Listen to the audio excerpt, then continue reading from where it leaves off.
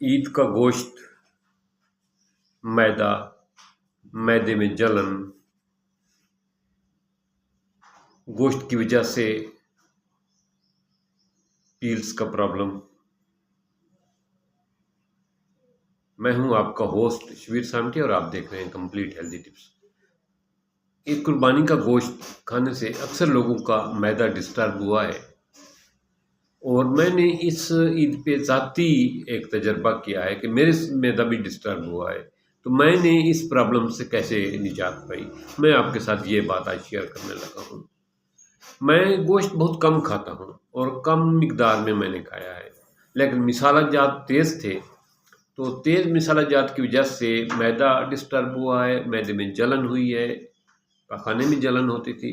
तो इससे निजात पाने के लिए, इस प्रॉब्लम से मैंने क्या सलूशन किया, ये बात आज आपके साथ शेयर करने लगा हूँ। अगर आपने भी यही पोजीशन है, अभी तक मैदे में जलन है, पेशाब जलन के साथ आता है, तो फिर आपके लिए ये बेहतरीन टिप्स है, आप भी इससे फ़ायदा उठाएं।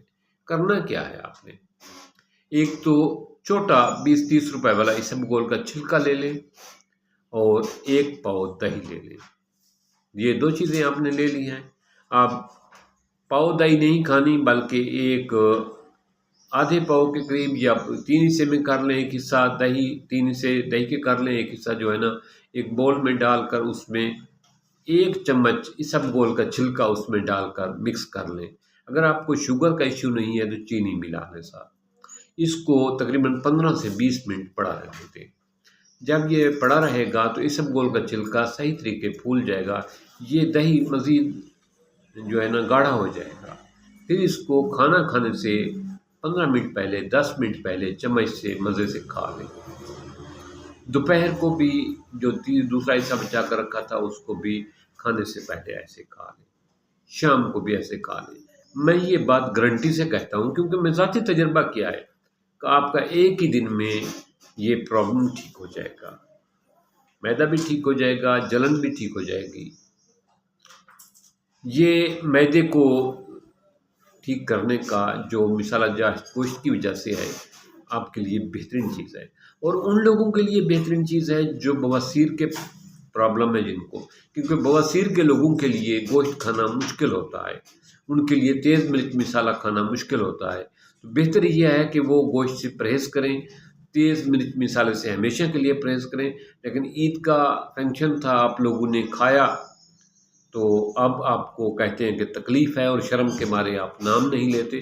तो मैं आपके लिए ये बेहतरीन चीज़ लाया हूँ, ज़ाती तजर्बे से, ज़ाती इस्तेमाल से मैं आपके साथ शेयर कर रहा हूँ कि एक कप में जो सालन वाली कौली होती है उसमें दही डालें और 1 चम्मच इसबगोल का छिलका डालें। शुगर का इश्यू नहीं है तो हस्बे ज़ायक़ा थोड़ी-सी चीनी मिक्स कर लें और इसको मिक्स करके रहने दें 15 मिनट।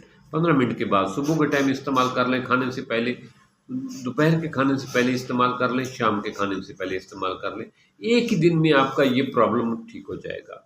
वैसे ऐसे लोग जिनको अक्सर मैदे का मसला रहता है, मैदे में जलन रहती है, उन लोगों के लिए बेहतरीन ये है कि दोपहर के टाइम सालन इस्तेमाल करते हुए, खाना खाते हुए रोटी के साथ जो है ना 2 चम्मच पहले, 2 चम्मच बाद लुक़मे के साथ-साथ इसको खाते रहें, रोटी खाते रहें और दही के 2-2 चम्मच भी लेते रहें, तो इससे उनके मैदे की जलन का मसला नहीं होगा। इसी तरह शाम को भी वो करें तो बेहतर है। तो ये एक बेहतरीन चीज़ थी जो मैं चाहता था कि आप लोगों के साथ शेयर करूँ। इसी तरह ऐसे लोग जिनको मैदे का अल्सर है, वो इस दही में गोंद कतीरा रात को भिगो कर रखें 1 चम्मच, सुबह दही में मिक्स करके वो इसको ले सकते हैं और इसी तरह छिलका भी इसमें ऐड कर सकते हैं। उनके लिए ये बेहतरीन सॉल्यूशन है कि वो इसको इस्तेमाल करें।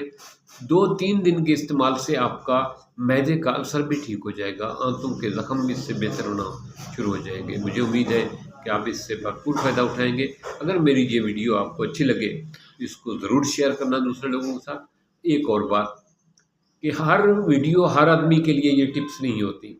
ये टिप्स जो है एक मालूमात की हद तक हैं, देसी होती हैं, लेकिन आपको कोई ऑलरेडी कोई प्रॉब्लम कोई ऑलरेडी डिज़ीज़ है, ऑलरेडी कोई इश्यू है, तो आपको बेहतर बात ये है कि अपने डॉक्टर से, अपने मालिज से मशवरे के बाद, राय के बाद, डॉक्टर की एडवाइस के बाद इसको इस्तेमाल किया करें।